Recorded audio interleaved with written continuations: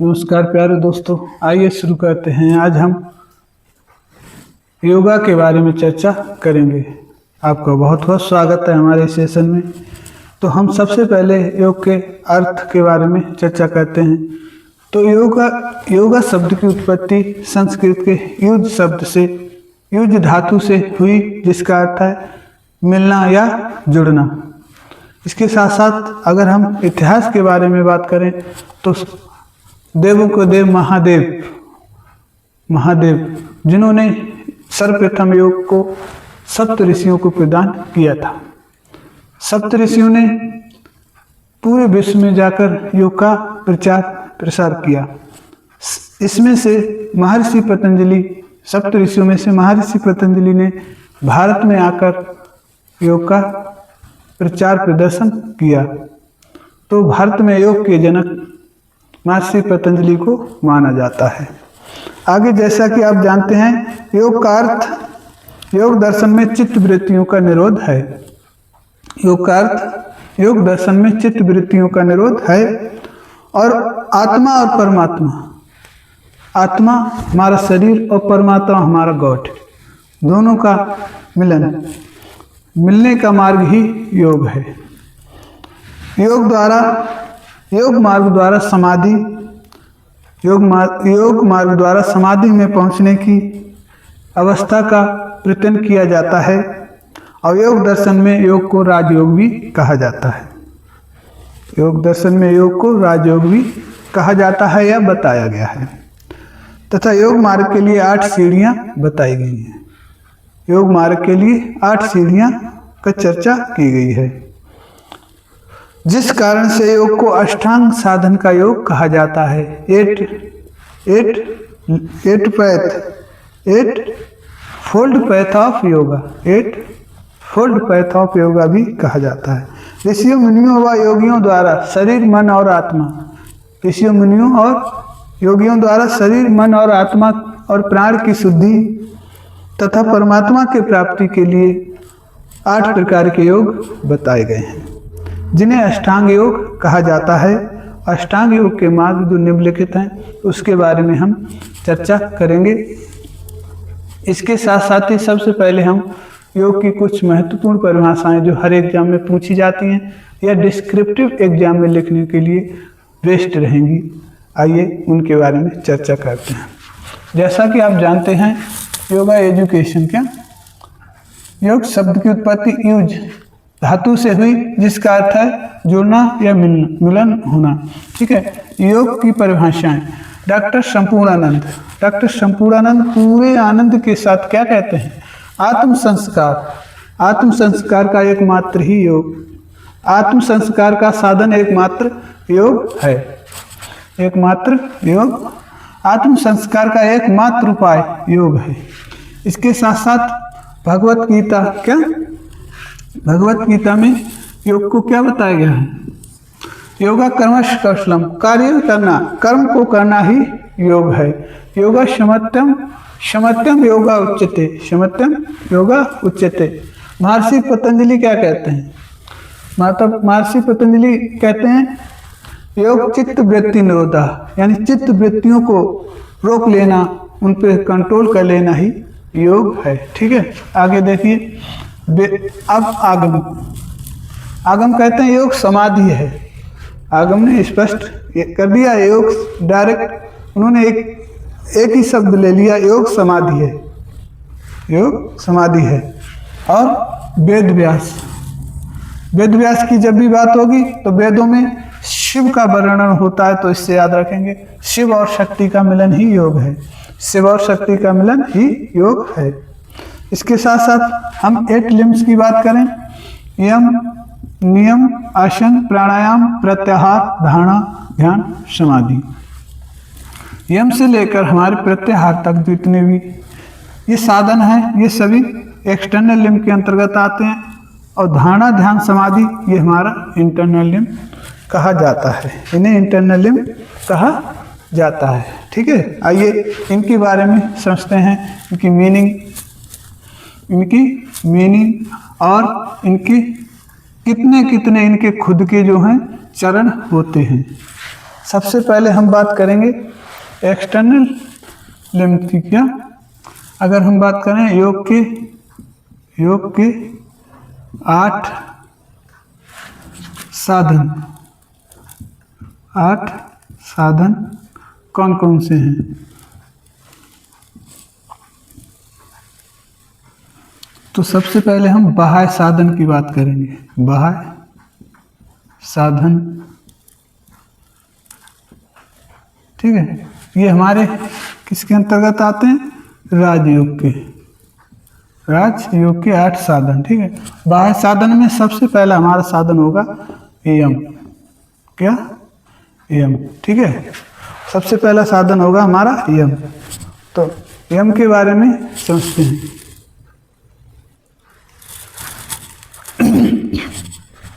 तो आइए शुरू करते हैं यम, ठीक है। यम, ठीक है। यम के कितने भाग हैं? यम का उद्देश्य क्या है?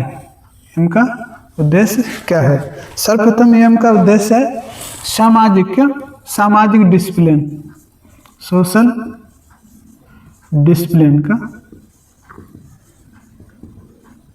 ठीक है। इसका मतलब होता है सामाजिक उद्देश्य, यानी समाज से जुड़ा हुआ हमारा यम है, ठीक है। यम के 5 भाग होते हैं जिन्हें हम याद रख सकते हैं। क्या? असावा, क्या? असावा से असावा, यानी अहिंसा। क्या? अहिंसा, सत्य, अस्तेय, अहिंसा, सत्य, अस्तेय और ब्रह्मचर्य। अहिंसा, सत्य, अस्तेय, ब्रह्मचर्य, अपरग्रह। क्या?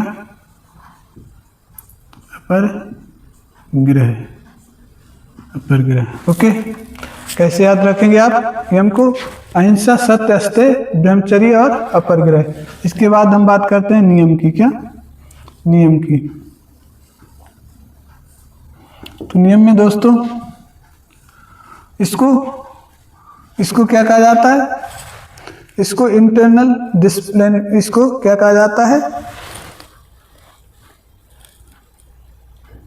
इसको शरीर से संबंधित भी इसे बोला जाता है। क्या? ऑब्जर्वेशन। क्या? ठीक है। सोशल डिसिप्लिन हो गया और ये हमारा हो गया फिजिकल। क्या? फिजिकल क्लीनिंगनेस। क्या? क्लीनिंगनेस, शारीरिक स्वच्छता। क्या? इसमें हमारे हो जाएंगे SST करो। क्या?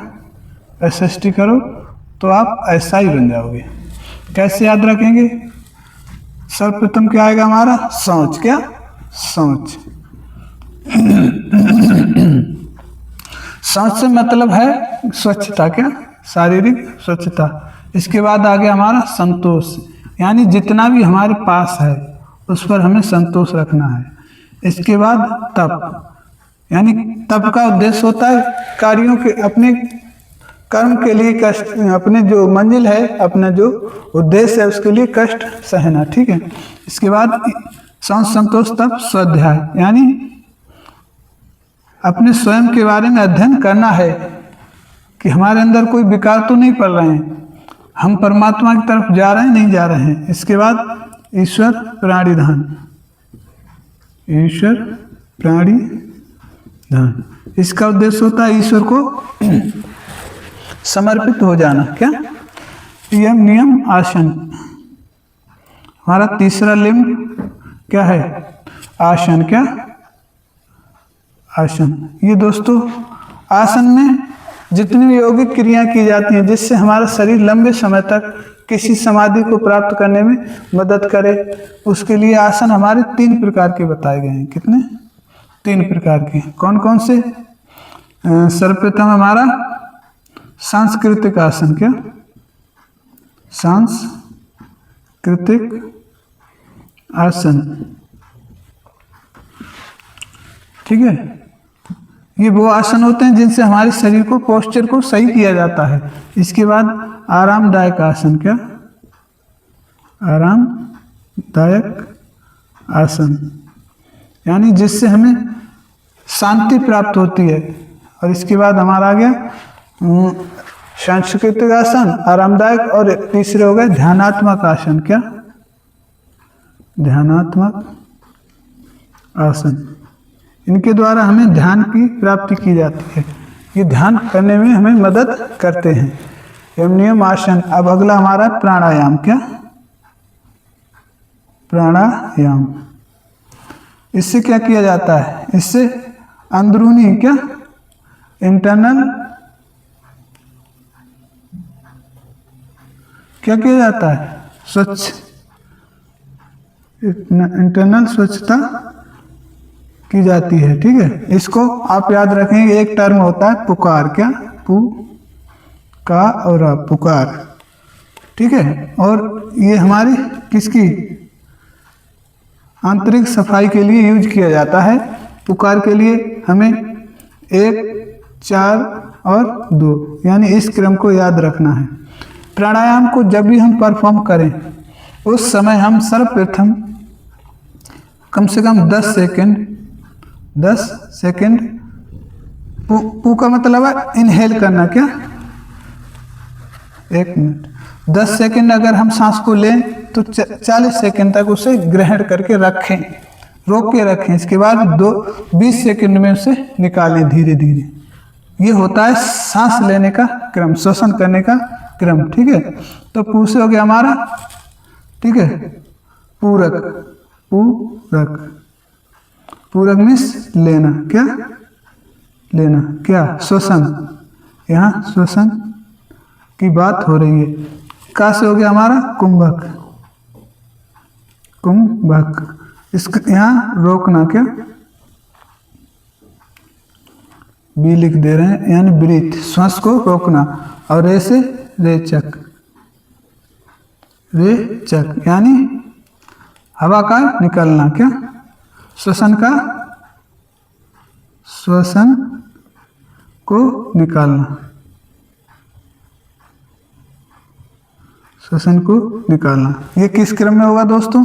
ये 10 सेकंड, ये 40 सेकंड और ये हमारा होगा 20 सेकंड।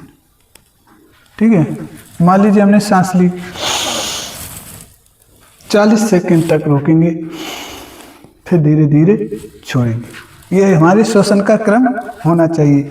अगली बात करते हैं हमारा ये यम नियम आसन प्राणायाम। ठीक है, यानी यम को सोशल डिसिप्लिन कहते हैं। सामाजिक उद्देश्य अहिंसा, किसी पर हिंसा नहीं करना चाहिए। सत्य, हमेशा सत्य बोलना चाहिए। अहिंसा सत्य अस्तेय यानी चोरी ना करना। इसके बाद ब्रह्मचर्य का पालन करना चाहिए। ठीक है, और अपरिग्रह, ये फिर ग्रह का भी त्याग कर देना चाहिए।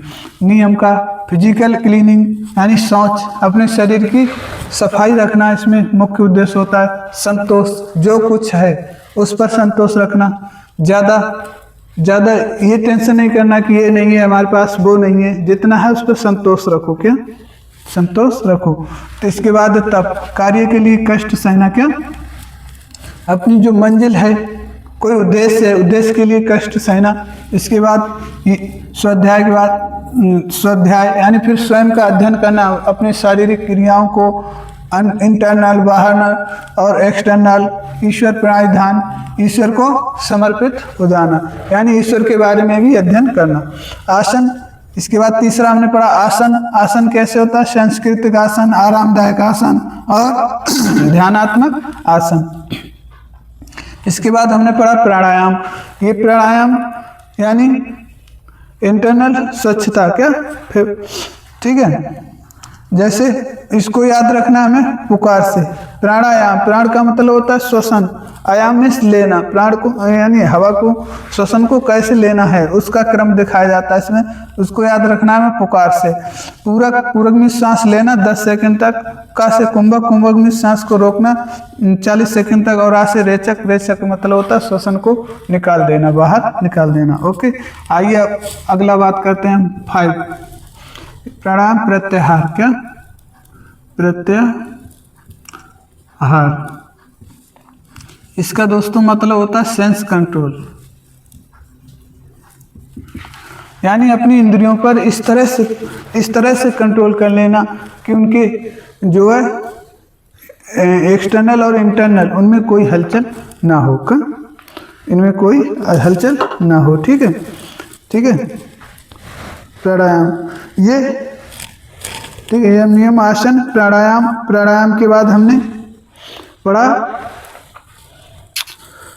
और प्रत्याहार, सेंस कंट्रोल, यानी इंद्रियों पर नियंत्रण कर लेना, विषय वासना से थोड़ा दूर रहना। ठीक है, ये दो शब्दों से मिला है, प्रत्य प्लस आहार, दो शब्दों का मेल है, अर्थात इंद्रियों को विषय वासना से दूर रखना ही प्रत्याहार है। और प्रत्याहार में इंद्रियों को बाहरी विषय वासनाओं से दूर कर उन्हें अंतर्मुखी बनाया जाता है।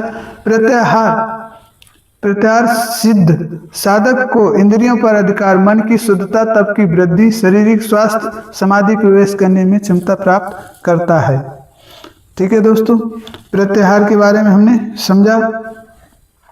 अब हम देखते हैं, ठीक है, इसके बाद हम देखते हैं हमारे प्रत्याहार के बाद आंतरिक अंग। ठीक है, इंटरनल लिम्स हमारे कितने बताएं? 3। देखिए 5 ये हो गए, 3 ये कौन कौन से होंगे? 6, 7, 8, तभी हमारे 8 लिम्स हो जाएंगे। देखिए प्रत्याहार के बाद आता है हमारा 6 धारणा। क्या? धारणा, इसे कंसंट्रेशन भी कहा जाता है, कंसंट्रेशन भी इसे कहा गया है। ठीक है, यानी कंसंट्रेशन का मतलब आपको पता ही है, जैसे हम फिजिकल मूवमेंट्स पढ़ते हैं, हम फ्लेक्शन एक्सटेंशन, फ्लेक्शन करते समय हम कॉन्ट्रैक्ट करते हैं, यानी मांसपेशियों को सिकोड़ लेते हैं। इसी प्रकार कॉन्ट्रैक्शन का भी यही उद्देश्य होता है, इसमें अपने मन और विचारों को पूरी तरह से कंट्रोल करके अपने अंदर इसे कॉन्स्ट्रेक्शन यानी कॉन्ट्रैक्ट कर लेना ही कंसंट्रेशन हमारा कहलाता है। ठीक है, focus on single object place on और आइडिया, यानी किसी एक सब्जेक्ट पर ध्यान को कॉन्सेंट्रेट कर लेना, चाहे वो विचार हो चाहे वो स्थान हो, इसको कंसंट्रेशन कहा जाता है। यानी इसको परफॉर्म करने से हमारी एजुकेशन यानी अध्ययन करते समय भी हमारे ये काम में आता है। ठीक है, कंसंट्रेशन के बाद हमारा होता है धारणा ध्यान समाधि, धारणा ध्यान को मेडिटेशन भी कहा जाता है, मेडिटेशन कहते हैं इन इंग्लिश में। ठीक है, ध्यान क्या है? ध्यान को बिना अवरोधों के लगाए रखना। क्या? बिना अवरोधों के, यानी जब आप ध्यान लगाएं, पढ़ाई हो चाहे आप परमात्मा से भजन करें, उसमें कोई अवरोध उत्पन्न ना कर सके। अरे कम से कम इतना अवरोध तो उत्पन्न ना हो, कोई कुछ भी करे अपने आप में खो जाना, जिस कार्य में आप लगे हैं उसमें आप खो जाएं, तो इसको ही आप कह सकते हैं मेडिटेशन। क्या? ध्यान a state of meditation and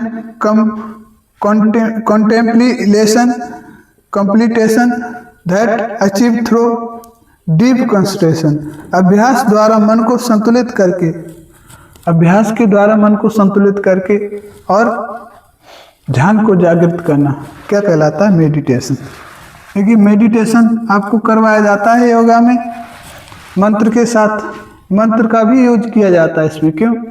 कि जब हम मंत्र बोलते हैं ओम, तो उससे हमारा ध्यान जो है बाहरी विकारों से, बाहरी हलचल से एकत्रित होकर हमारे पास हमारा मन और ध्यान दोनों आ जाता है।